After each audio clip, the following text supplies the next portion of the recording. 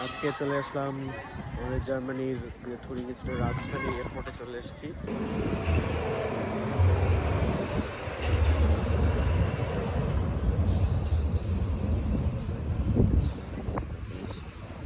তো ইন্স্যুরেন্সের যে অফিস সেটা ছিল আমাদের এয়ারপোর্টের একদম মেইন সিটি সেন্টারের পাশে।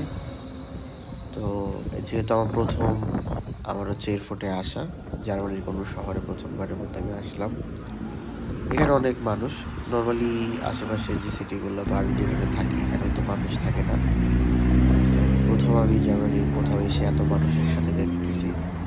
যেহেতু এটা রাজধানী আমাদের এই স্টেটের, তো এখানে একটু মানুষ বেশি থাকবে, এটাই স্বাভাবিক।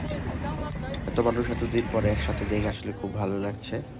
স্পেশালি আমি যেখান থেকে আসছি, বাংলাদেশ থেকে, তো ওখানে তো নর্মালি আমরা মানুষ দেখে অভ্যস্ত।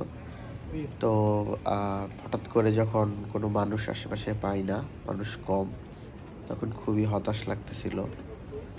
তো আজকে অনেকদিন পর, প্রায় 1 সপ্তাহ পরে অনেকগুলো মানুষ একসাথে দেখলাম, বেশ ভালো লাগতেছে। তারপরে আমি রাস্তাটা ধরে হাঁটতে হাঁটতে সামনে যাচ্ছিলাম এবং হঠাৎ করে এই ট্রামগুলো দেখলাম, যেটা ছিল আমার প্রথম ট্রাম দেখা। স্পেশালি যখন আগে ছোট সময় এই পাগলু সিনেমায় ট্রামগুলো দেখছিলাম। তো এরপরে এই প্রথমবার আসলে সামনাসামনি থেকে ট্রাম দেখা, রাস্তার পাশে রেস্টুরেন্ট দেখা, তারপরে ইউরোপিয়ান মানুষজনের যে সামারের যে এনজয়মেন্ট, ওগুলা একদম কাছ থেকে দেখা। এখানের সামারটা খুবই উষ্ণ, আরামদায়ক।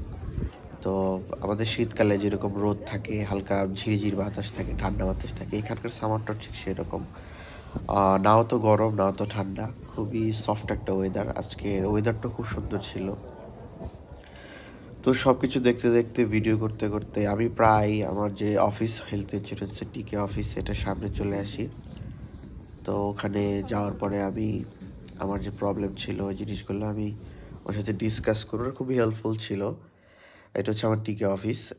আমাকে বসতে বললো লবিতে, কিছুক্ষণ বসেছিলাম।